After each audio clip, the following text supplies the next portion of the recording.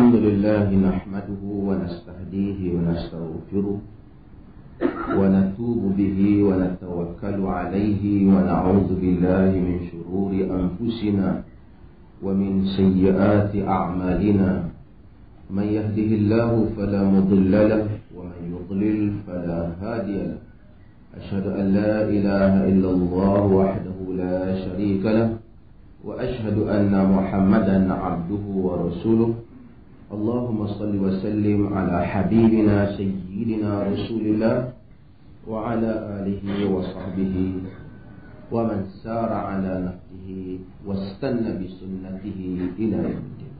أما بعد, muslimin dan muslimat yang dimuliakan, ini adalah merupakan siri yang ketiga daripada perbahasan kita berhubung dengan fiqh di dalam mazhab al-Imam Syafi'i, dan kita juga selalu bandingkan pandangan-pandangan di dalam mazhab dengan pandangan-pandangan yang ada di luar daripada mazhab. Dan kita selalu ingatkan bahawasanya di dalam mazhab, semua mazhab ia terdiri daripada beberapa perkara yang perlu kita tahu. Ada pandangan yang diberi pandangan oleh tokoh utama mazhab itu sendiri, seperti pandangan-pandangan al-Imam Syafi'i, istinbat ataupun disebut istinbat, keputusan-keputusan hukum yang telah dikupas dan diulas oleh al-Imam Syafi'i itu sendiri, yang itu kita sebut qaul Syafi'i. Dan kadang-kadang ada pendapat yang bukan daripada Imam Syafi'i, tetapi daripada pengikut-pengikut yang berada di dalam mazhab. Ini kita sebut mereka sebagai Syafi'iyah ataupun Syawafi'. Syafi'iyah ataupun Syawafi'. Dan kita akan umpamanya, ada beberapa pandangan Al-Imam Nawawi yang berbeza dengan pandangan Al-Imam Syafi'i. Sedangkan Al-Imam Nawawi adalah tokoh di dalam mazhab Syafi'i. Dan saya akan sebut nanti beberapa perbezaan dia dalam bab yang kita akan baca berhubung dengan najis, yang berbeza dengan pandangan tokoh utama iaitu Al-Imam Syafi'i. Ternyata bahawasanya demikianlah keluasan Islam. Ada pandangan-pandangan yang diberikan oleh Abu Hanifah, berbeza selepas daripada itu oleh orang kanan Abu Hanifah, yang menjadi orang yang mengembangkan mazhab Abu Hanifah, iaitulah Abu Yusuf. Kalau dalam Syafi'i, orang besar yang mewarisi ilmu Syafi'i namanya Al-Buwaiti dan Al-Muzani. Kalau ada orang nama Al-Muzani, Muzani itu nama daripada tokoh kanan mazhab Syafi'i. Juga Ar-Rabi'. Di dalam mazhab Abu Hanifah umpamanya, Al-Imam Abu Hanifah banyak fiqahnya diambil daripada Abdullah bin Mas'ud. Abdullah bin Mas'ud ialah sahabat Nabi SAW yang baginda Nabi hantar beliau ke Kufah, hantar ke Iraq. Maka ramailah orang Iraq yang berguru dengan Abdullah bin Mas'ud. Sebab itu di dalam Islam, di dalam sejarah Islam, beberapa Abdullah ini tokoh besar di dalam fiqh. Abdullah bin Mas'ud, Abdullah bin Abbas, dan Abdullah bin Umar. Abdullah bin Mas'ud, dia sampai ke Kufah. Di sana dia telah mengajar orang-orang di Iraq dengan apa yang telah ia fahami daripada Rasulullah sallallahu alaihi wasallam. Maka orang Iraq banyak ambil ilmu daripada Abdullah bin Mas'ud. Terutamanya tokoh Iraq iaitu Abu Hanifah, yang mengambil daripada Abdullah bin Mas'ud, mengambil ilmu daripadanya. Sebab itu Sayyidina Ali memuji Abdullah bin Mas'ud kerana sumbangan dia yang telah mengembangkan negeri Iraq sebagai pusat ilmu. Ada di kalangan mereka yang berguru dengan sahabat, tetapi sudah pastilah ada ilmu, ada hadis. Ada hadis yang Rasulullah ucapkan, kemudian Abdullah bin Mas'ud keluar lebih awal. Maksudnya Abdullah bin Mas'ud berpisah dengan Rasulullah Rasulullah hantar dia sedangkan Rasulullah masih hidup. Hadis masih ada tak? Hadis terus ada. Maka akan ada ucapan-ucapan Nabi yang kemudian yang tidak sampai kepada Abdullah bin Mas'ud. Tentu ada. Seperti mana sahabat. Sebab itu Al-Imam Waliullah Ad-Dahlawi, Al-Qasimi dan lain-lain begitu marah sekali dengan orang yang bila kita sebut barangkali guru enta tak sampai hadis ni pada dia. Mana boleh guru enta tak sampai? Kata Abdullah, kata Waliullah Ad-Dahlawi dan seumpamanya, orang seperti ini lupa daratan. Ulama menyatakan sejarah Islam menunjukkan ada hadis yang mana Abu Bakar dan Umar tanya sahabat yang lain. Apakah di kalangan kamu pernah mendengar Rasulullah bersekian-sekian? Karena sebab apa? Barangkali ketika Rasulullah berucap, Abu Bakar dan Umar mereka ada di rumah kerana urusan lain.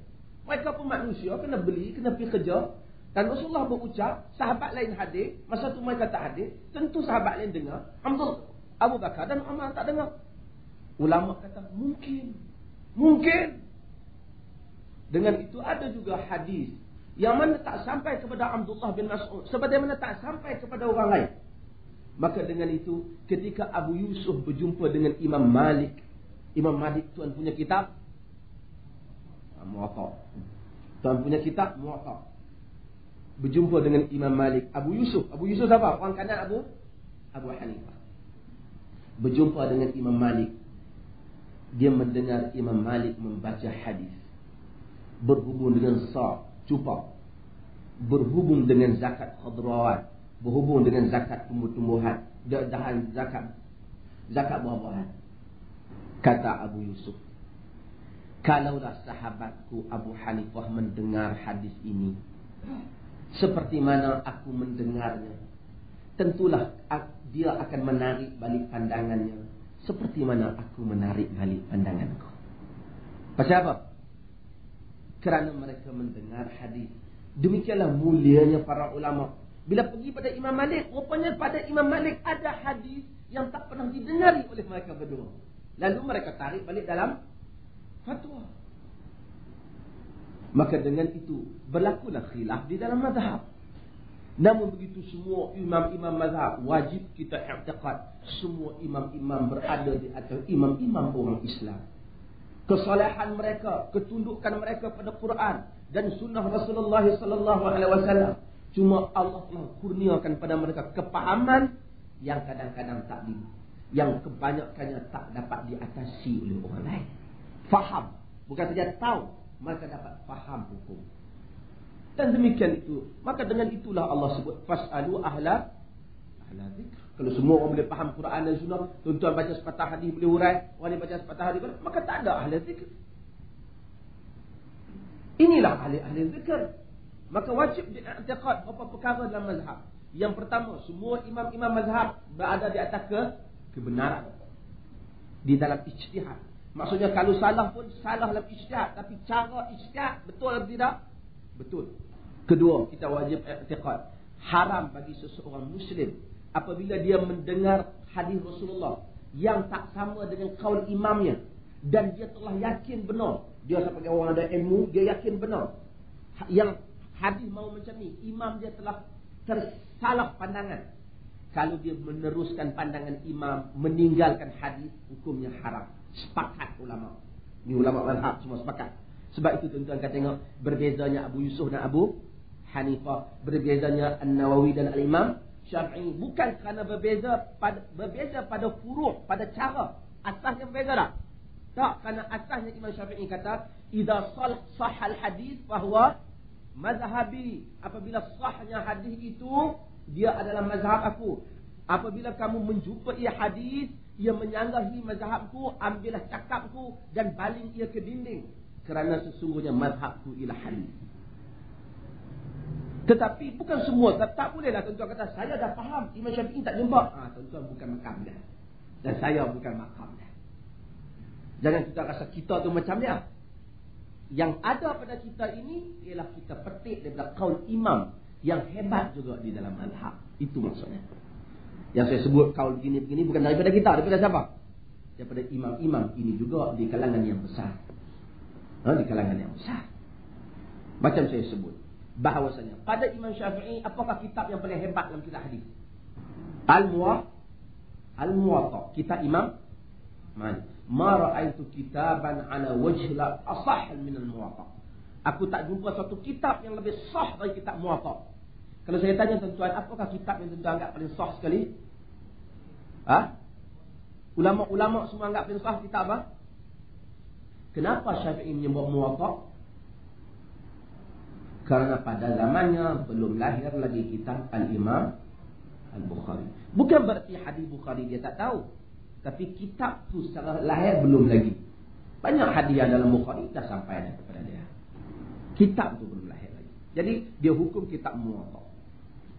Imam Malik bin Anas, khalifah bertemu dengannya dan meminta supaya semua negeri di bawah jajahan takluk Islam berpegang dengan kitab Muwatta yang ditulis oleh Imam Malik, yang menghimpunkan hadis dan qaul sahabat dan pandangan-pandangan mazhab.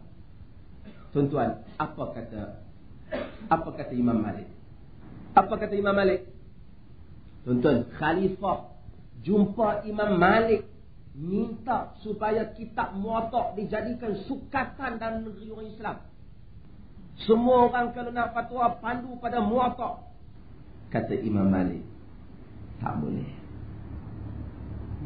Manusia telah berselisih pendapat selepas kematian Rasulullah. Ada qaul Ibnu Umar, ada qaul Ibnu Abbas. Orang melihat suatu pendapat dengan berbagai-bagai pandangan. Bagaimana kita nak wajibkan mereka dengan satu kitab aku? Warak tak tuan-tuan? Hebat. Itulah orang kalau sampai kepada rutbah ilmu, sampai kepada makam ilmu yang tinggi, dia dapat memahami hakikat sebenar ilmu. Demikian jugalah imam kita, Al-Imam Syafi'i radhiyallahu anhu. Kita akan masuk kepada jenis-jenis najis, an-najasah. Saya nak sebut dulu beberapa jenis utama najis. Selepas daripada itu saya akan bahaskan secara terpencil. Najis, bila kita sebut najis, Arab kata kullu mustaqzar. Semua benda yang kita pandang jelek. Kalau kita sebut itu dari segi bahasa. Bila sebut najis ni apa? Benda yang kita anggap kotor lah. Tapi dari segi bahasa, dia tak boleh membantu lagi hukum. Mungkin ada benda yang tuan-tuan anggap kotor, orang lain tak anggap kotor. Orang mazhab Hanafi, negeri India. Guru saya dah buat PhD India, mazhab Hanafi. Dia kata, tanya, hampa makan siput Aku kalau tengok orang makan siput, aku nanti muntah. Mereka tak makan. Pada mereka, lugai mereka, udang, dia kata kalau sotong lagi tak lalu. Mereka pasal mereka makan ikan saja.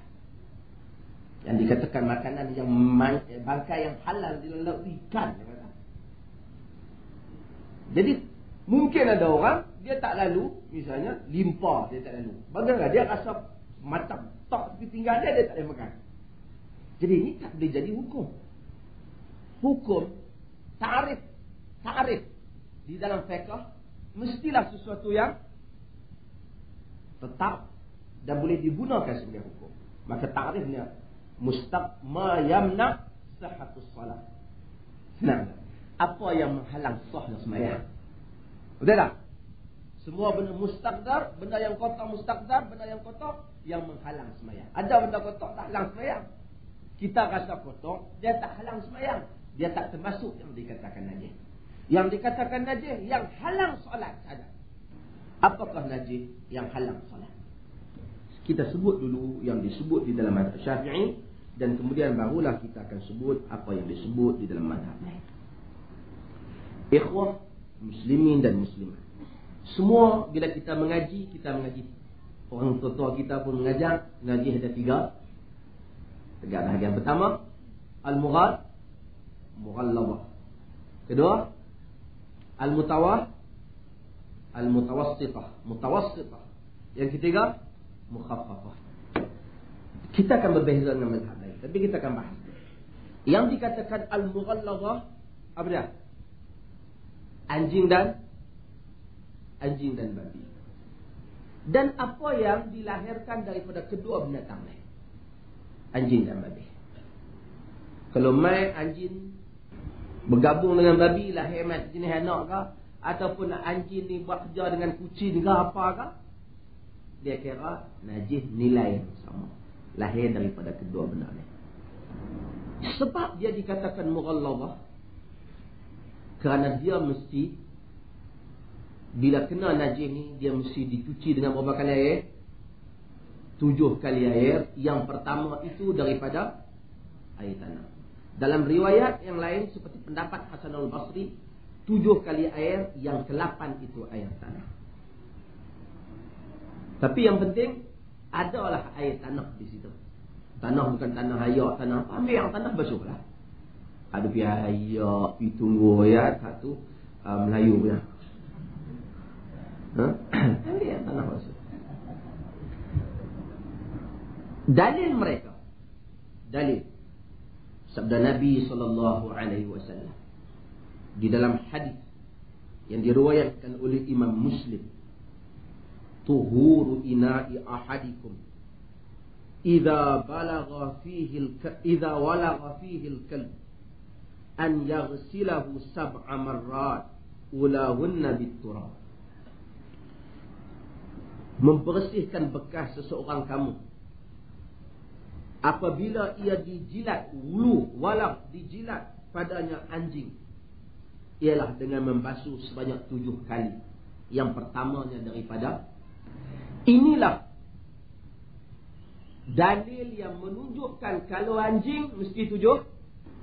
Kita tak membahas lalu kekal dengan Syafi'i, nanti saya bahas yang lain, mazhab lain tak.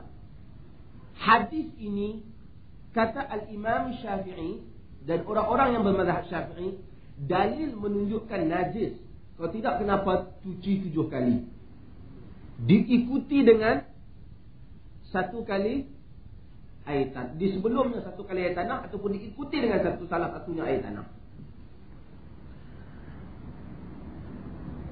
Ini adalah dalil dia mughalladhah. Dia tak dicuci macam cucian biasa bila dijilat anjing. Kajian saintifik, ini baru tambah sikit tambahan. Dulu mazhab sahabat, orang moden tambah. Kajian saintifik menunjukkan anjing ini dia membawa sejenis virus yang tak boleh dibuang dengan apa-apa lagi bahan kimia, sehingga hari ini bahagian kajian perubatan menunjukkan melainkan air tanah.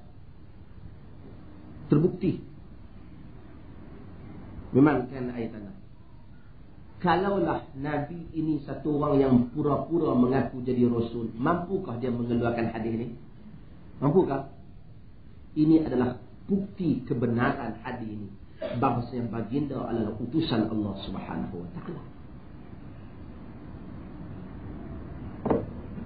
Tuan-tuan akan tanya, di dalam fiqh Islam, seperti yang sebut oleh Allah di dalam surah Al-Ma'idah, kita diharuskan menggunakan anjing untuk memburu, betul tak? Memburu. Menggunakan anjing untuk memburu. Yas'alunaka madza uhilla lahum. Qul uhilla lakumut thayyibat wa ma 'allamtum minal jawarihi mukallibina tu'allimunahunna bima 'allamakumullah. Maka bertanya kamu, wahai Muhammad, apakah yang dihalalkan untuk mereka? Katakanlah, dihalalkan untuk kamu yang baik-baik. Dan apa yang kamu tangkap dan apa yang kamu ajar kepada anjing-anjing kamu. Anjing tu, dia tangkap berdasarkan apa yang telah yang telah diajar oleh Allah kepadamu. Syarat anjing yang nak tangkap tu, kalau kita nak guna anjing, kalau kita bela anjing tu pergi tangkap, dia makan separuh untuk dia tinggal untuk kita, boleh tak? Haram. Dia mesti dia tangkap itu untuk kita. Macam mana nak tahu? Nabi kata, kalau disuruh dia pergi, kalau dia kata berhenti, dia berhenti. Itu tanda anjing tu anjing terajar. Kita didik dia. Dia tangkap tu bukan untuk dia tangkap untuk siapa? untuk kita. Kajian sains pula. Ini bagi standard sikit, macam universiti. Menunjukkan bahawasanya anjing, kalau sekiranya dia pergi memburu untuk dia semangat tu nak tangkap, dia nak makan, dia mengeluarkan virus berkenaan. Tapi kalau dia hanya nak tangkap untuk orang, dia tak mengeluarkan. Ini orang dah buat masters dalam bidang ni. Benarlah Allah dan Rasulnya sallallahu alaihi wasallam. Tu orang Islam mau jadi pakar sains. Anak tuan-tuan jangan semua pergi jadi ustaz. Mau jadi pakar sains. Bau-bau boleh buktikan pada dunia tentang kehebatan Islam. Semua saya nak pergi jadi penceramah, habis kat ceramah, habis mikrofon. Hebat. Artinya itu ajaran Islam. Artinya Islam kalau tangkap untuk dia tak boleh. Sebab kita kata, sebab apa? Dia tak boleh. Tapi sekarang kita tahu. Kalau dia tangkap untuk dia mengeluarkan. Ini sampingan, tak masuk fiqh lah. Ini sampingan untuk tuan-tuan tahu. Demikianlah besarnya agama ini. Demikianlah hebatnya Islam. Yang kalau sekiranya Barat nak berdiri di hadapan dia dengan, kalau Barat jumpa benda ni baru dalam 2 tahun lepas, kita kata Nabi kita sebut 1400. Hebat. Ini perkara umum. Untuk fik kita bahas lagi. Bila anjing jilat, balik pada masalah anjing. Bila anjing jilat, basuh sebanyak, salah satunya daripada air tanah. Itu kita ambil air tanah sama sampo. Tuan-tuan jurui dia bekas tu, kemudian diikuti dengan 6 kali yang lain ataupun 7 kali yang berikutnya. Dua-dua boleh.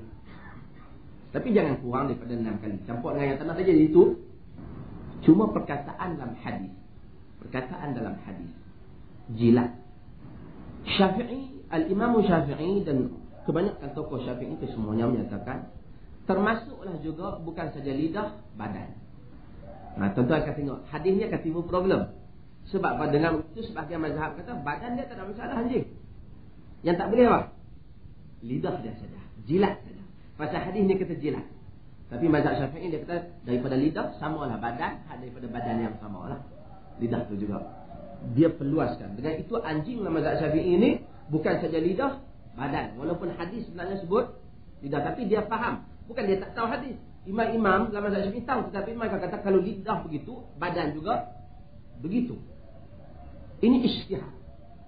Maka orang yang berpegang dengan mazhab Syafi'i, maka badan anjing dan lidah anjing, kalau dia kena kita dalam keadaan dia basah, jaful bijaf, tahurun bila khilaf, kering dengan kering, bersih tanpa khilaf. Ini semua mazhab. Basah. Kita sentuh dia, kadang-kadang kita lembab, kita basuh berapa kali. Maka ini mughallabah. Cuma yang tak disebut dalam hadis ini ialah babi. Kenapa mazhab Syafi'i menyatakan babi juga kena basuh 7 kali? Artinya kalau kita tengok ada pinggan orang pergi hidang babi situ, kita nak guna pinggan tu kena basuh.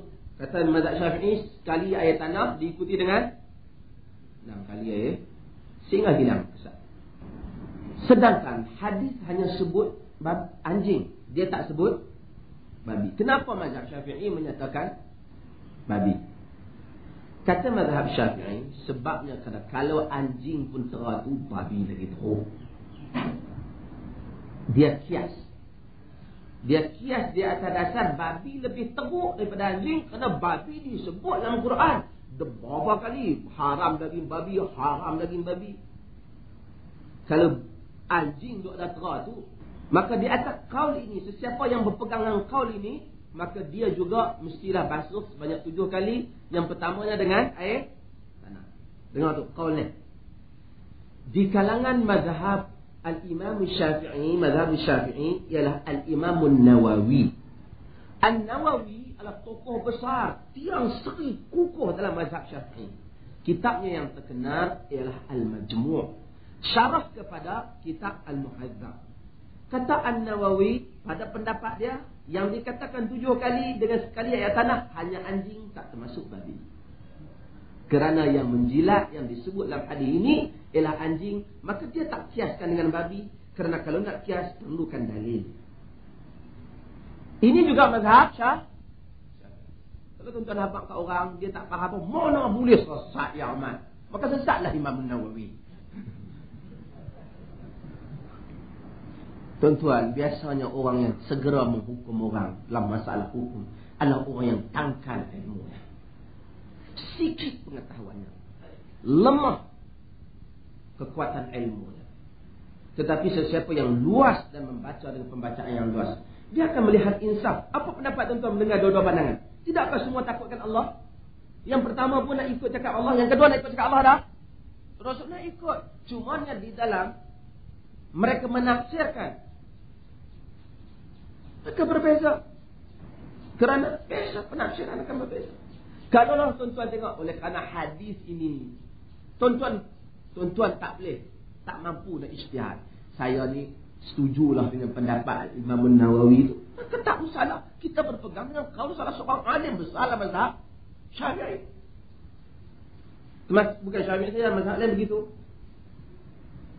Tapi kalau kita kata, kalau dah ayat liok dia pun tak boleh, badan dia lagi teruk, maka kita pegang dengan kaul yang pertama.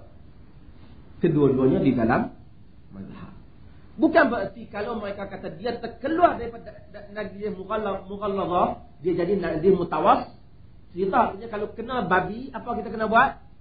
Basuh sehingga cuci, sehingga tidak ada kesan, tidak ada bau, tidak ada warna, tidak ada rasa. Tetapi tak termasuk air tanah itu saja. Tak termasuk air tanah. Tuan-tuan faham kan ni? Duk berderah ni, faham tak? Ha? Dengan itu, ini adalah dua kaul. Maka yang sepakatnya mereka ini adalah tentang yang khilafnya tentang, bukan berarti dia tak najis, dia najis. Cuma daripada mughalladhah dia turun kepada mutawassithah ni, yang mana baru belajar kata mughalladhah ni basuh 7 kali dengan air tanah. Mutawassithah ni basuh macam biasa sampai hilang semua kesannya. Dia turun sikit. Ini adalah pendapat. Cumanya fiqh moden. Kena juga. Pasal ulama menyatakan taghayyur fatwa bi taghayyur zaman wal makan. Berubahnya fatwa disebabkan berubahnya tempat, masa dan tempat. Fatwa berubah. Kalaulah, saya baru ni buat perbincangan hadis ni dengan syekh yang mengajar hadis. Kalaulah hadis ni tak sebut binatang serigala, kalaulah serigala jilat bekas kita, muka nak basuh 7 kali ke tak? Asal tak. Pasal hadis adalah anjing. Serigala tak? Serigala tak termasuk. Saya serah pada tuan-tuan. Yang ni Imam Syafi'i tak cakap, Imam Nawawi tak cakap. Kalaulah doktor, para saintis moden mendapati virus, kalau virus yang ada pada anjing tu ada juga pada serigala, sama. Tuan-tuan tak tahu nak bagi usaha 7 kali tak? Itu tuan-tuan mujtahid mazhab moden. Artinya saya juga berpendapat kalau begitu ternyata basuh 7 kali. Nanti orang lama akan kata apa ni, mereka ni duk tambah agama. Tak tambah. Kita mesti faham, bila kita zaman dah berubah, sains maju, orang melihat satu benda yang baru, ijtihad patut bertambah. Nanti sebut anjing sesuai pada anjing yang banyak negara. Serigala tak ada lah macam tu.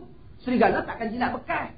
Serigala bukan main duduk di rumah. Tapi kalaulah ada orang pergi duduk di atas bukit, hidup dengan apa ramai, kalau ada binatang macam ni dan dia dapati dia membawa virus yang sama, patut dia beri hukuman yang sama. Perubahan zaman, perubahan pengetahuan, pertambahan teknologi boleh mengubah juga beberapa hukum. Itulah yang kita kata jangan cuma tik boleh bertambah, apa salahnya? Selagi mana tujuan agama tu datang, dia nak menyelamatkan kita, nak memberikan kebersihan kepada kita. Ada orang kata mana boleh, dah tak sebut dalam kitab. Dan zaman itu tak ada apa lagi, tak dijumpa lagi tadi. Yang berikutnya, ini dua jenis benda yang dianggap sebagai moral. Yang berikutnya seperti mana yang saya sebut kepada tuan-tuan, Yang berikutnya ialah mutawassitah. Mutawassitah, yang pertama yang disenaraikan ialah semua benda yang memabukkan dan cair, dia adalah najis pada qaul dalam mazhab Syafi'iyah. Iaitu terutamanya yang kita maksudnya arak. Dalil mereka, innamal khamru wal maisiru wal ansabu wal azlamu rijsun min amali syaitan. Sesungguhnya arak, judi, berhala, menenung nasib, rijsun, najis daripada perbuatan syaitan. Dia sebut najis. Rijsun ni boleh maksud najis lah. Di atas dalil ni, dan di atas dalil benda tu diharamkan kita minum, najis. Maka mazhab Syafi'i menyatakan najis.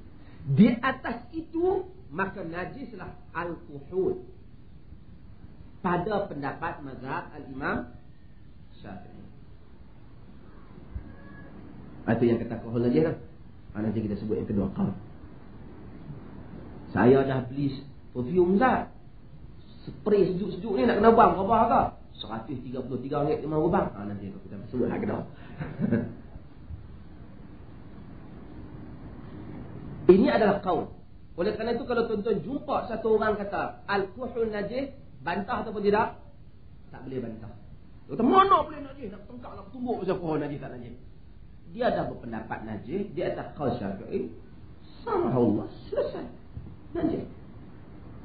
Cuma selain daripada Syafi'i moden ini, mereka berpendapat alkohol ini haram diminum, tak ada siapa khilaf lah. Kalau siapa kata halal, minum arak halal diminum, hukumnya kafir. Tetapi apakah yang haram diminum itu najis? Dalil yang disebut di dalam mazhab, iaitu innamal khamru, sesungguhnya arak, judi, berhala, menenun nasib, najis daripada perbuatan syaitan. Kata mereka najis itu adalah najis maknawi.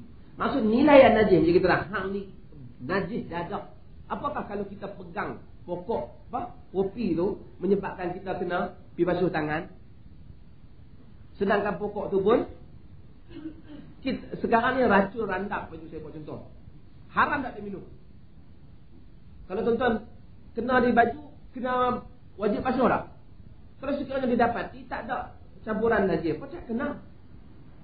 Maka mereka berpendapat haram diminum tidak semestinya najis. Kalau masuk ke dalam mulut haram, sikit atau banyak haram. Tapi kalau kena tidak najis. Ini qaul yang bukan Syafi'i, tapi qaul ini lahir kemudian. Dan ada sebagian ulama Syafi'i yang menyokongnya. Di atas dasar ini maka alkohol dikatakan tidak najis. Di atas dasar minum tak boleh, tetapi kena baju tidak najis. Ini qaul yang kedua. Inilah fatwa Universiti Al-Azhar. Fatwa Universiti Al-Azhar yang kedua lah. Tapi kalau orang kekal menyatakan alkohol najis, di atas dasar arak tu najis, tuan-tuan tak boleh bangkang. Tapi kalau orang nak pakai dia tak najis, di atas fatwa dia bahawasanya bukan keji, bukan bersih najis, selagi mana tidak ada dalil mengenainya, maka itu juga satu pendapat. Yang pertama tak bangkang yang kedua tak bangkang yang pertama. Kalaulah dia tu berpendapat najis, betul yakin dia berpendapat najis, kawan dia pakai, aku berpendapat najis, dah hang pakai, aku pakai juga. Dia sembahyang sah tak? Tak sah pasal dia berpendapat najis. Itu tuan-tuan kena tahu. Tak sah kerana dia berpendapat najis. Dia tak boleh main tiru-tiru. Dia tak boleh kata asalnya pegang perempuan batal, tapi pergi Mekah dia kata tak batal. Dia bukan boleh macam tu. Dua satu kau ni tu. Mesti dia atas yakin. Dengan itu, bila tuan-tuan faham kepada peringkat ini, kita tahu asalnya di dalam mazhab alkohol, arak, najis. Najis tadi disebut ma'i', yang cair. Benda yang cair, yang tak cair tidak. Kalau ada benda yang memabukkan yang tak cair, misalnya ada lah pokok apa mabuk tak cair, dia kata tak cair. Yang berikutnya yang dianggap najis ialah bangkai. Ini bangkai. Dalilnya Hurrimat alaikumul maitah, diharamkan kepada kamu itu bangkai. Kecuali yang tak najis. Apa? Lalang tak najis, ikan tak najis, dan manusia tak najis. Manusia kalau mati, jadi bangkai dah kepegang kita dah. Dipegang dia balik dah, tak kotor. Walaqad karramna bani Adam, sesungguhnya kami telah muliakan bani Adam. Tapi kalau dia luka, kita pegang, dia mati, darah, itu darah. Itu darah cerita lain. Kita pegang dia. Misalnya orang, mak dia kafir, dan meninggal, dia pergi ziarah, dia cium ibunya ke, dia apa ke, taklah waktu dulu kena balik basuh. Kena basuh hidung, mati dah, ada bangkai. Bukan. Ini tak termasuk dalam bangkai yang dimaksudkan. Bila ia bangkai, maka hadis yang menyatakan, ayat Quran yang menyatakan innamal musyrikuna najisun, sesungguhnya orang musyrik itu najis. Dalam Quran najis apa dah? Najis akidah. Quran kata orang musyrikun najis akidah. Sebab tu musyrikun, kalau kita pergi pegang orang kafir, kena salam aja. Nak semayang tak salam kafir, nak basuh tangan dah. Tak termasuk. Dia kata pasal apa? Innamal musyrikuna najisun, semuanya orang musyrik itu najis. Najis itu najis maknawi. Maksud maknawi ni nilai dia najis. Bila terlepas sambung daripada sini, maka termasuk yang najis itu apa saja yang terpisah daripada badan orang, daripada binatang, dia jadi najis. Misalnya lembu lalu ni, kita punggai lembu dengan parang putih ekor lembu. Yang putih tu najis ke tak? Najis. Bangkai. Tak tahu lembu tak ada, ambil ekor tak apa, buat sup menentang halal. Tak boleh. Lagi mana dia tu tak sembelih, tak boleh dia potong ekor dia balik buat sup dah. Kita kata lembu pasal dia. Tak boleh. Najis. Kalau tidak, senang kita pergi kedai sup ekor, potong lembu, jual kemudian lembu tak ada ekor semua. Ekor semua ni tak boleh. Dia lari-lari putih betih dia separah. Dia lari-lari, kita nak sembelih, limbahnya katalah patah kaki dia, tercabut, dia terlenggang, tercabut sebelah sang ni, jatuh. Lepas tu dia jatuh, baru kita sembelih. Dia boleh makan. Hak putih sebelum sembelih tadi tak boleh. Tak boleh makan. Kira-kira sekali ya, kita kira tak apa. Bangkai. Dan termasuk yang najis dalam mazhab Syafi'i ialah semua yang terbulu daripada binatang-binatang yang tidak dimakan, sama ada dia mati ataupun dia hidup.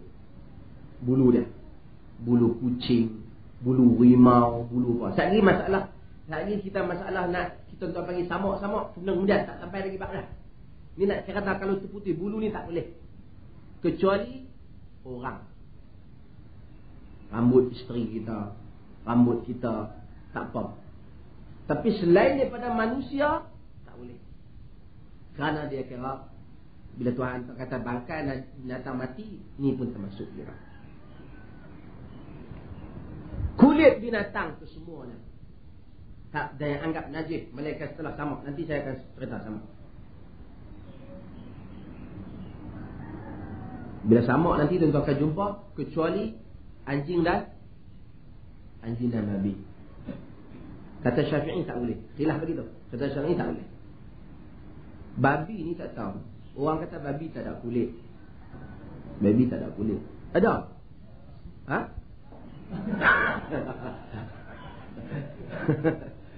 Dia buat komok.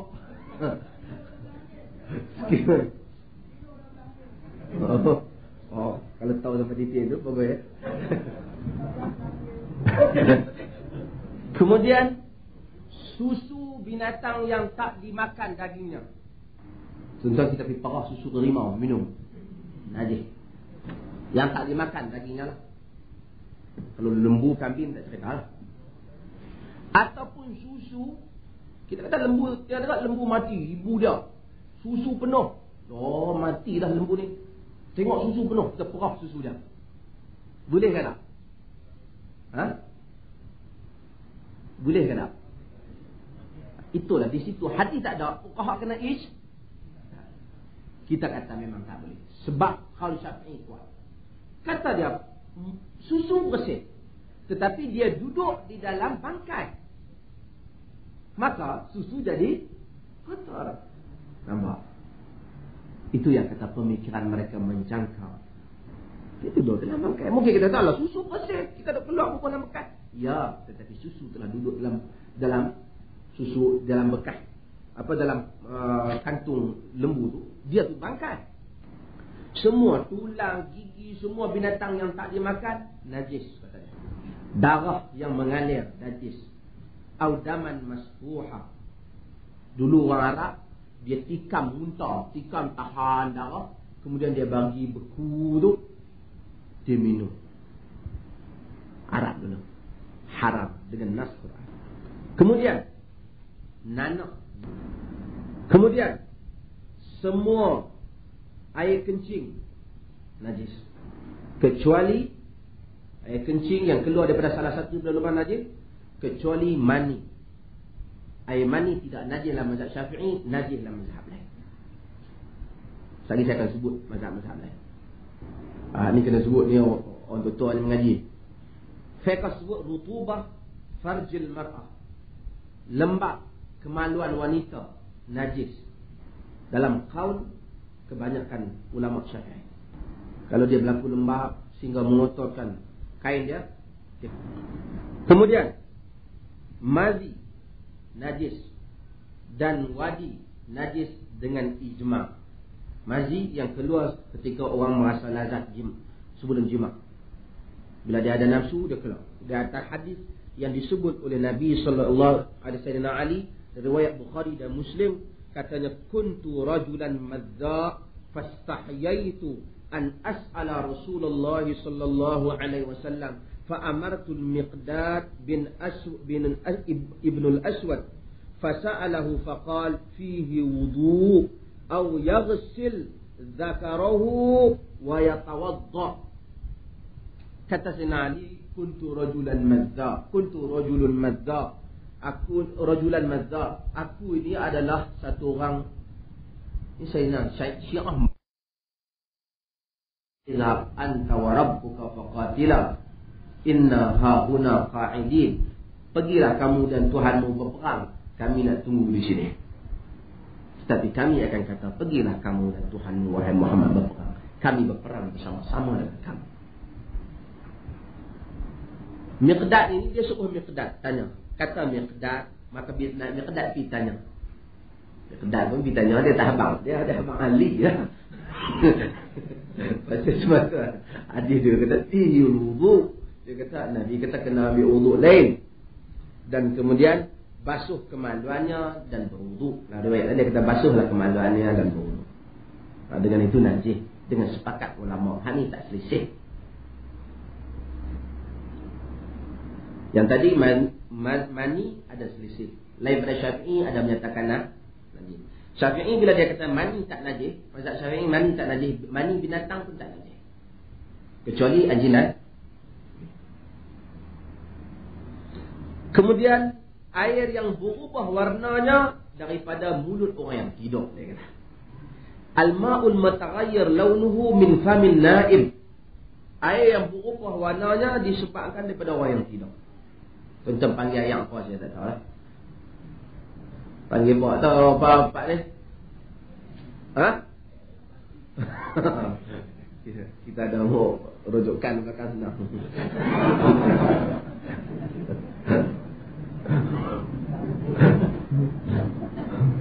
Kemudian muntah. Ini adalah benda yang semuanya dianggap sebagai najis sebagai umumnya di dalam mazhab al-Imam Syafi'i. Sekali saya nak sebut beberapa kaul mazhab lain.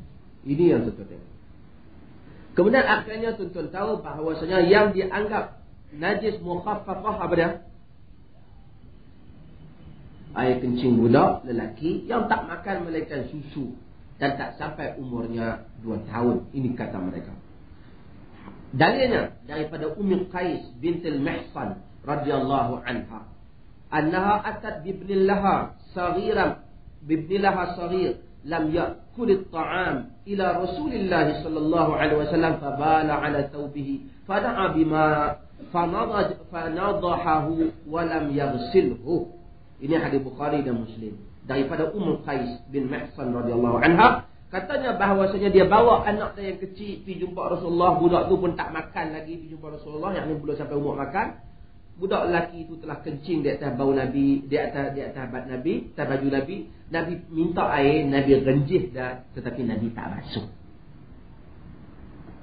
Di atas dasar ini, maka mereka menyatakan bahawasanya ini adalah semua tanda bahawasanya dia adalah najis mukhaffafah, ini najis yang ringan. Hal ini mau basuh dia saja. Ini adalah secara umum.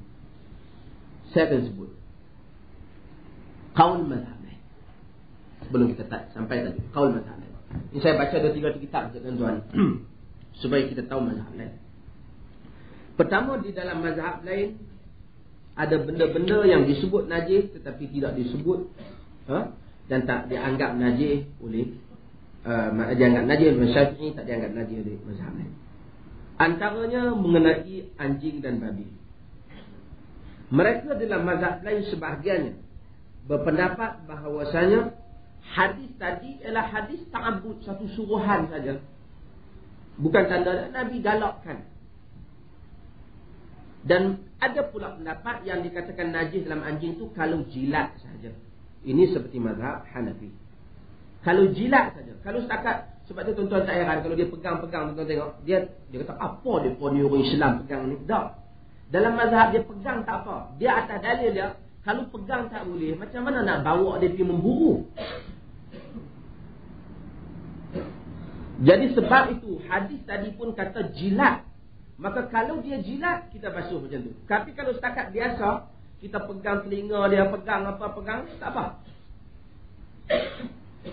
Itu adalah pendapat mereka. Dan mereka berpendapat juga bahawasanya mani anak Adam dan selainnya adalah najis. Ini masalah. Ini benar-benar yang khilaf. Ini benar-benar yang khilaf ni saya sebut sebagai sambil lalu. Cuma kita nak bincang macam mana kita nak membersihkan najis. Kalau najis yang tadi kita nak membersihkannya, najis yang mutawassitah, selain daripada anjing dan babi dan budak tadi, untuk bersihkan dia sehingga hilang, tidak ada apa lagi kesannya. Kemudian kita kena tahu juga secara ringkas, apakah benda-benda yang dimaafkan dalam syarat kalau sekiranya dia kena lagi lah. Benda-benda ni tak banyak, tapi kalau dia kena kepada kita, syarat memaafkan kita daripada kita terpaksa pergi basuh balik baju, terpaksa. Kalau benda-benda yang sedikit, syarat maafkan.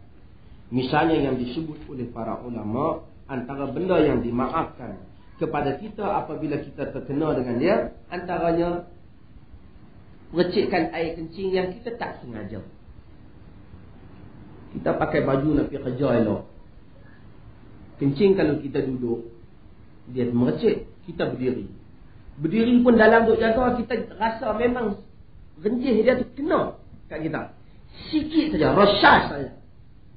Para ulama menyatakan, kalau di Islam Syafi'i menyatakan, kalau sekadar macam tu, maka dia dimaafkan. Ataupun binatang yang tak ada darah, yang jatuh di dalam minuman. Nyamuk jatuh layak kita ambil, kita boleh buang dia. Dengan syarat dia jatuh sendiri. Tapi kalau kita bubuh, tangkap nyamuk, pak tangkap, tampak nyamuk, tak nak masalah apa, bukan kotor, minta bubuh, tak boleh syarat. Dia dimaafkan, bukan dia suruh kita pergi buat dengan sengaja. Kemudian darah yang sedikit dimaafkan.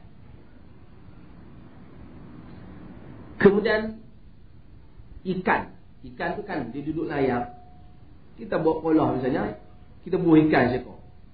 Ikan tu dia berak, ada tai ikan dalam air.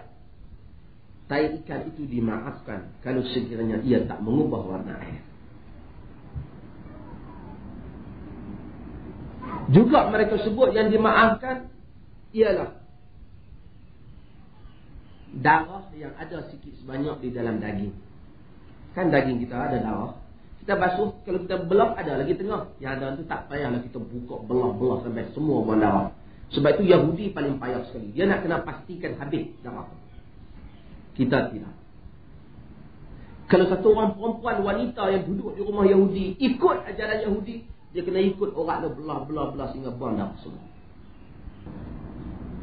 Kemudian yang dimaafkan juga ialah darah yang sedikit yang kena kepada baju tukang sembelih. Dia kerja tukang sembelih, kalau tidak sehari dia kena tukang 5 lai. Sikit-sikit kena kat dia tak apa. Kemudian muntah budak kecil yang minum susu ibu dia.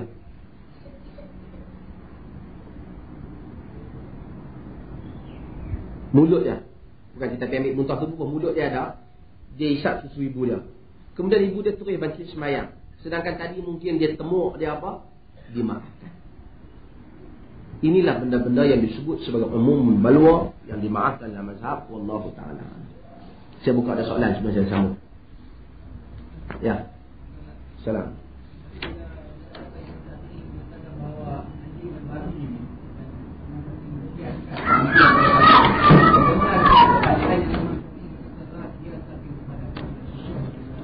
Ini bukan ibadat. Ini bukan ibadat khususiyah. Ibadat khususiyah macam solat. Tak boleh kias semayang subuh 2 rakaat, lepas tu nak buat lagi, tak boleh. Tak boleh lah kias kerana semayang subuh ada kunut, maka kunut pada Syafi'i dia ada kiaskan, maka Zuhur juga buat kunut, itu tak ada kias. Tapi dalam najis kita memang boleh kias. Kalau kata apa nama, apa yang najis anjing, apa yang keluar daripada anjing najis. Tentu juga kalau keluar daripada anjing, tiba-tiba keluarlah mat daripada perut anjing pun, Syafi'i kata najis. Ini maksudnya. Wallah. Ya. Ada kau yang katakan dia najis. Yang saya sebut yang sepakat yang kata najis di antara yang tadi, yang sepakat tadi, hak yang perinci mutawassithah tadi apa dia? Madhi dan wadi. Yang ni sepakat. Yang lain khilaf. Ada lagi? Ya. Dia takat masa hujan. Ya. Aha. Ya. Tak tanya. Allah yang membenarkan dengan nas Quran. Walaupun Syafi'i menyatakan kita buang bahagian dia gigit, potong sikit bahagian dia gigit. Mazhabnya dia kata tak, selagi mana nas Quran. Masalah dia jilat, dia jilat. Kita basuh bila dia jilat. Sehingga maka menyatakan 7 kali itu pun arahan Nabi untuk membanyak. Maksudnya dia najis teruk 7 kali. Maksudnya kalau kita rasa 8 kali pun tak apa. Kalau 3 kali betul-betul pun tak apa. Itu maksud sebahagian mazhab lain. Bukan artinya semua sampai hadis. Itu yang saya nak maksud. Semua mazhab boleh kata semua adalah yang bab-bab yang kita sampai hadis. Cuma dalam tafsirkan.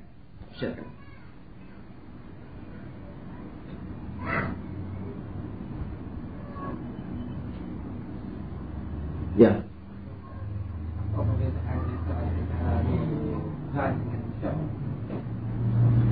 Zon atas sikit pada syak. Zon hampir macam nak yakin. Belah banyak yakin. Syak 50-50. Tetapi Quran kadang-kadang zon dia guna ada bermaksud yakin. Quran lain cerita lain. Tapi dari segi bahasa, kadang-kadang dia guna zon dengan maksud syak.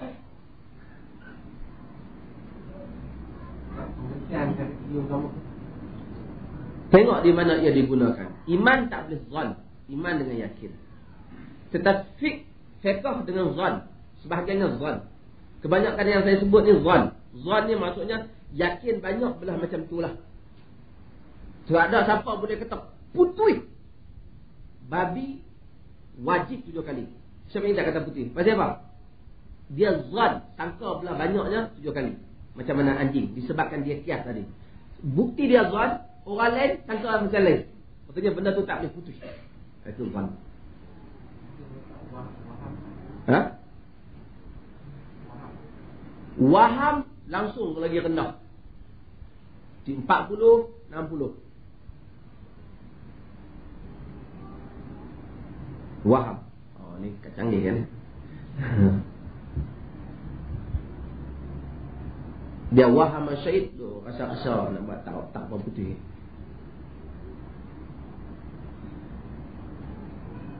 Ada di mana?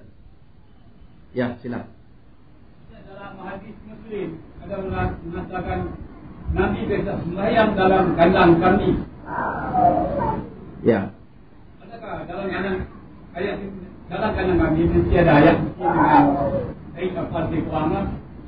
Karena kita dalam Muslim mesti ada tu satu tafsiran. Semayang tu betul. Tapi mesti ada tu satu tafsiran. Mesti tu andaian. Tapi dia semayang tu dalam hadis.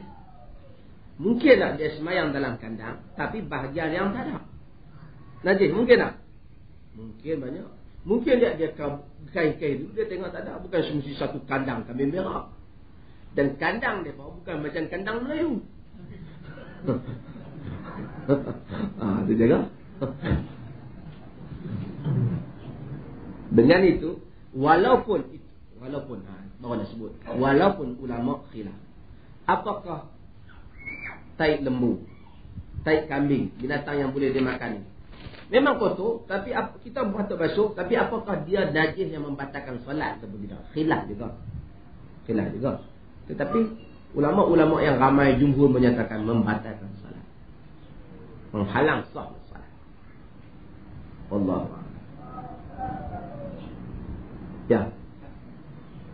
Ni macam mana kan? Kita ni memakan dan kita sangka bahawa ni gulai itu ataupun ni kari itu adalah daging yang boleh dimakan, contohnya daging kambing, kerbau, tapi sebenarnya daging babi. Dan kita ketahui lepas itu, di pengalaman saya dalam itu macam dari awal saya ingat tadi dalam lembu kami dalam makan bahawa dia pun beritahu ni daging babi. Tapi tak makan daging, tapi dia punya tu kan, dia punya orang kira pakai jalan. Saya tanya lembu kan, dia haid tu lah, tanya kami haid. Cuma nak sebut doa. Sebelum masuk tu, haram ni tak semesti babi. Kalau dia tak jepun sebelah, lembu pun haram. Kalau dah jepun kata lembu kah? Haid jepun haram juga. Pasal jepun bukan ahli kitab ke apa, jepun ke pihak jepun. Jadi yang tu kita kena ingat pasal ya tak apalah. Jahilah tu pun kira berlahap tak ada macam tu.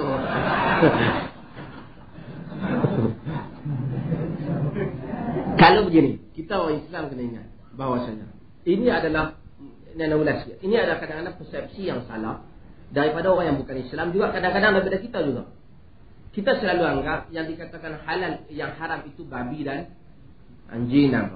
Babi haram, ayam halal. Maka Cina dia tu dia halal, dia kata dia pasal dia tengok ayam. Dia kata ayam halal. Tapi ayam pun hang yang kepak tengkok tak mau. Dia masalah macam tu. Walaupun lembu, tapi lembu kalau disembelih oleh orang bukan Islam tidak halal. Bangkai juga. Pasal bangkai ni yang haram ni bukan saja babi saja, bangkai haram, semua saja yang mati, binatang yang mati tak melalui disembelih oleh orang yang Muslim ataupun ahli kitab, maka dia adalah haram. Itu pertama. Cuma nak kalau lah. Tapi soalan tu jadi tak boleh nak jawab lah. Soalan tu jadi artinya kita tak boleh nilai babi saja, kena nilai siapa yang sembelih juga. Itu. Ni Dewan makan tu. Sebab kami tengok apa tu import dari Australia. Jadi okey, katalah kita anggap daripada Australia. Tiba-tiba kena babi. Ketika kita makan, i'tiqad kita halal. Tak ada dosa untuk kita. Kita i'tiqad dia halal. Atau sangka besar kita halal. Kita pergi rumah seorang sahabat. Ya, dia kita tahu orang Islam. Dia jamu dah makan nasi tengah hari. Kita ayam semua. Kita kira halal. Lepas makan semua bersandak main tak apa. Gue ayam sedap. Dia tak ayam bagi. Memang ayam banyak tu. Kalau lintas ni tak kira tahu aku lengak. Daripada mati saja tu. Mati kau ambil. Allah apa-apa. Ambil macam tu. Jadi masa kita makan tadi kira halal. Halal. Pasal kita yang dia kau ingat dengan dia. Zon kita banyaknya. Sangka banyak kita halal. Tapi apakah masa kita makan tu wajib yakin halal? Tak. Katanya wajib. Wajib kita sangka belah banyaknya memang halal lah. Nak yakin ni tak ada. Siapa nak boleh yakin putih? Sebab tu kalau orang tanya saya, wallahualam, antara ayam yang ada cop macam Kentucky apa semua, yang ada cop bahawasanya dia diperiksa oleh jabatan tertentu halal, dengan ayam di kedai biasa. Kedai biasa kita pun tengok tu kira dia lebih kurang. Saya yakin hak Kentucky tu lagi. Pasal dia ni tak tahu, ada rupa kedai sebut tak boleh pula. Ada rupa kedai entah daripada mana ayam pun tak tahu. Kadang-kadang ayam sana sekurang-kurangnya ada juga pihak yang jamin untuk kita. Ada jugalah pihak yang jamin untuk kita. Walaupun orang tu kata dia sembelih ni, dia sembelih pakai mesin. Ya akhi, sembelih pakai mesin halal, anda ada sebut. Mana boleh? Mari lembu 1000 ekor. Pinri sana dia gantung. Lalu cuk dia sembelih dengan mesin. Halal ke haram? Tapi yang penting tu biar lawan Islam. Islam ataupun yang penting tu orang ahli kitab, iaitu Yahudi ataupun Kristian. Lain daripada itu, kalau tidak, sebab itu kita kata berubahnya zaman. Dia kata mana boleh lah mazhab Syafi'i tak sebut apa. Memanglah mesin tu tak ada di zaman dia. Kalau mesin tu ada zaman dia sebut lah. Itulah masalah kadang-kadang dalam suatu pengajian dia hanya kena 3 tiang pondok dia saja, itu masalah. Bila dia kena 3 tiang pondok dia saja, maka dia anggap semua dunia ini haram, melainkan hak mana tok guru dia habaq, dan tok guru dia pun tak pernah pergi keluar dunia dan tak tahu. Ini tak boleh, bukan saya hina, tetapi ini adalah benda yang silap. Kita kena tahu bahawa manusia ini berubah. Hal orang di Malaysia tak sama dengan hal orang Islam di Amerika. Hal orang Islam di Singapura tak sama dengan hal orang Islam di Indonesia. Hal orang Islam di negeri Arab Saudi tak sama dengan hal orang Islam di United Kingdom. Sedangkan mereka ada semua orang Islam dan semua mereka memerlukan hukum untuk beramal dengan agama mereka. Tak bolehlah kata sebenarnya agama ni sesuai turun untuk diamalkan di kampung je. Bandar tak berapa sesuai. Dah. Islam di semua tempat dan di semua masa. Itu hal. Kalau dia potong macam tu, halal. Maka saya sebutkan tadi bahawasanya kita nak tengok ketika kita makan pada zon besar kita, ia halal. Halal lah untuk kita. Yakin memang tak ada. Siapa juga? Aku berani bertaruh. Halal ke haram? Makan lah. Aku yakin halal. Kalau sekiranya tak halal, nak tahu yakin tak yakin? Kalau sekiranya aku buktikan tak halal, nak kena bayar 3 juta kat aku. Mau? Kita tak mau lah. Mana lah aku nak tahu. Artinya kita pun zon. Tapi kita tengok dia orang Islam, mana aku nak tahu. Islam lah. Kita pergi rumah sahabat kita. Itu nak sebut. Jadi kita pergi rumah sahabat kita. Kita tahu dia orang Malaysia. Dia orang menega, dia apa dia makan. Dia makan jamu kita. Dia hidang nasi pun. Kita tanya ni sebelum nak makan saya ni sejak dengan dia agama ni jaga sikit lah. Apa dia? Ni duit nak beli ikan tengah hari ni tak duit halal ke? Makan. Orang hidang dia bagi kat kita selesai. Hak daripada dia mai ke kita halal. Daripada yang tu mai ke dia dengan Tuhan. Daripada dia mai ke kita halal.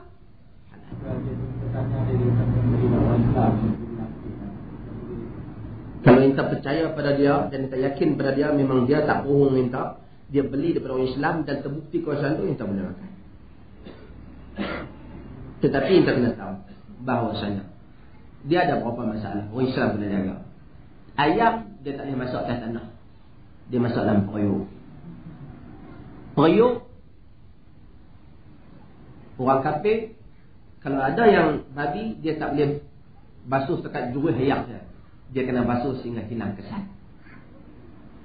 Dak ma yaribuka illa ma la yaribu. Tinggal apa yang meragukan kau kepada apa yang kau tak ragu. Tapi kalau kita yakin, terbukti, dia kata tak bersih, kita tengok pula siapa Indonesia apa masak ke dalam. Kita makan. Cuma sebab itu dalam makanan ini ada had adna. Had yang paling rendah yang kita makan, apa yang kita sangka halal. Had yang paling baik. Kalau satu orang makan, orang jamu kita makan mi. Kita tak berani makan. Bukan berarti haram. Kita tak dihukum kat orang haram. Pasal itu mungkin tak haram. Mungkin tak haram. Mungkin haram. Enta tak tahu. Tapi sebagaimana benda zahirnya halal. Tapi enta tak mau makan. Itu untuk enta. Untuk enta. Nabi SAW bangun tidur, tengok ada tamar di tepinya, seperti riwayat Tirmizi. Dia angkat nak bubuh dalam mulut dia letak balik. Dia kata akhsha an takuna min tamar sadaqah. Aku bimbang terdiri daripada tamar sedekah. Maksud sedekah zakat. Aku tak boleh makan zakat. Dia Nabi, dia tak boleh makan zakat. Keturunan Nabi tak boleh makan zakat. Maka itu menunjukkan dia tak tahu tapi dia tak makan kerana menjaga agama, bukan kerana haram. Siapa jaga itu kelebihan untuk dia. Wallahu a'lam. Ya. Ayam dalam dia buang dalam itu banyak. Ya. Kadang-kadang ayam tu dia mati kerana tindih. Kalau mati kerana tindih, dia sembelih tak ada mati lagi, terus bubuh dalam panas mati, bangkai. Bangkai.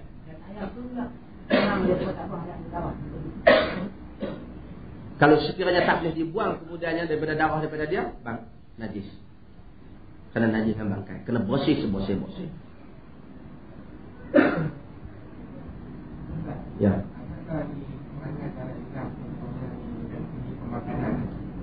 Kalau ikan dan ugus itu kacang tapi hati kenapa?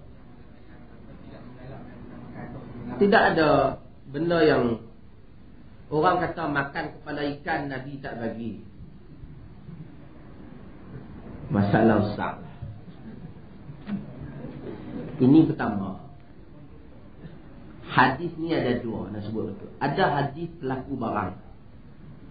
Hadis palsu pelaku barang. Barang bazinjan, terung, syifa min kulli da, pengubat semua jenis penyakit. Hadis tu palsu. Padahal terung ni penyakit kena makan. Tapi orang tokek terung zaman hari tu. Dia bila nak jual terung, dia buat hadis ni, terung dia tak laku. Itu satu. Hadis tu, kemudian hadis jenis ubat apa? Gamat ni daripada Nabi Ayub. Ustaz tu baca dalam masjid pasal nak jual ubat gamat hadiah umai sekali yang ceramah tu. Ini juga palsu. Siapa yang membaca fala tabawa maq'adahu minan nar, siap tempat duduk dia dalam neraka kata Nabi. Pasal aku tak kata mereka. Kedua, ni saya sebutlah. Hadis bagi barang tak laku. Misalnya barang kepala ikan. Okey, kepala ikan dengan hadis tu susah hati. Makan kepala ikan lupa. Tak ada hadis. Tapi katakanlah satu orang dia kata saya ni sejak makan kepala ikan ni lupa. Pengalaman kita tak boleh nafi kan? Mungkin juga. Ada benda yang tak sebutlah hadis makan menyebabkan lupa. Hadis tak sebut pun makan apple, masam tu lupa tak sebut. Tapi ulama-ulama kemudian yang sebut. Ternyata juga hari ini juga menyatakan benda masam mengurangkan ingatan. Itu tak apa pengalaman mereka. Mereka banyak membaca, kalau mereka makan benda masam hilang, tak kuat ingatan mereka. Tuan-tuan anak-anak pergi makan benda masam lupa kuat misalnya. Tak apa. Tak salah kata Nabi, kata begitulah. Terbukti bahawa sejarah pengalaman orang tak boleh makan menyebabkan lupa. Tak apa. Ada Ustaz? Ya. Apa kan? Katakan bersama muda ni menukar bagian kuat dan minta ubat kuat kota ekonomi dia. Jadi ulama mengeluarkan fatwa kita haram. Ini barangan berikan yang lain. Fatwa yang lagi yang lebih kemudian boleh tak? Fatwa haram beli barang Yahudi dan mereka. Yusuf Al-Qaradawi dalam 2 bulan lepas, dalam temu ramah dia juga, dia menyebut haram pada fatwa yang dia keluarkan. Kita setuju pada asasnya fatwa itu. Cumanya ni globalisasi dunia ini menjadikan banyak benda yang kita hukum barang dia, dia bukan barang dia sangat. Dah bukan kita kempen barang apa. Tapi ada barang yang cop dia saja, dia sebenarnya tak ada apa. Dia ambil untung atas nama cop yang umpamanya. Misalnya franchise, dia boleh buat franchise dan macam-macam benda lagi yang kebanyakan pemodal utama dalam negeri kita misalnya. Dan bahkan banyak lagi benda yang kita gunakan, bukan saja makanan, duit dolar kita berurusan. Dan barang-barang lain. Maka dengan itu ulama keluarkan, dan dia orang perlu tahdid. Bukan masalah pada fatwa, tapi masalah pada nak laksanakan. Benda apa tu pada kajian memang benar-benar keuntungan yang solid atau keuntungan yang besar, menguntungkan buatkan mereka. Setakat ini rokok. Tentu rokok. Lain pada rokok tu tak tahu. Jadi kalau isap rokok tu peringatlah sikit kat mereka. Supaya korang sikit. Ya. Yang pertama, saya satu betul kita baca dalam seminggu iklan minat tu minat ya di haram. Ya. Yang pertama. Yang kedua, mengenaikan juga seorang penulis dari penyakit kusta, dia ada sebut kaitan dengan bidah. Misalnya saya rujuk satu ustaz, dia kata dalam kamus baru Jizami Jizam dia kata kaitan penyakit yang sebab makan daging ikan. Yang pertama ikan kusta lah Jizam. Ya. Kamu dia kata dalam kamus baru itu kata penyakit Jizam itu dapat kerana kita campur makan daging ikan. Marbawi sebut. Ya, Marbawi sebut. Kamus Marbawi itu pun kamus. Tidaklah martabatnya sama dengan Sahih Muslim. Kamus Marbawi itu pun orang Marbau. Tulis. Bukanlah kata dia tak ada ilmu. Saya kira kawan yang baca kitab Bahrul Mazi marah pula. Artinya adalah ilmu, tetapi bukanlah ilmu dia sampai kepada macam Bukhari. Bukanlah. Dan ada benda yang berdasarkan apa yang dia tahu. Kata dia misalnya penyakit kusta disebabkan campur makan daging dan ikan umpamanya. Kalau saintifik kajian moden menunjukkan bukan siapa yang kita yang tak makan daging campur ikan, maka punca dia yang lain. Maka punca, bahkan orang Arab tak makan ikan. Kusta berlaku di negeri Syam. Itu ada pengalaman Nabawi, bukan dia kurang kedudukan dia dah. Hebatlah dia tu. Tetapi dalam nak memberi pandangan, bukan semua. Saya tuan-tuan rumah saya, tentang saya ustaz, saya bagi pandangan belakang. Tentang sains, tentang doktor, semua tanya ustaz.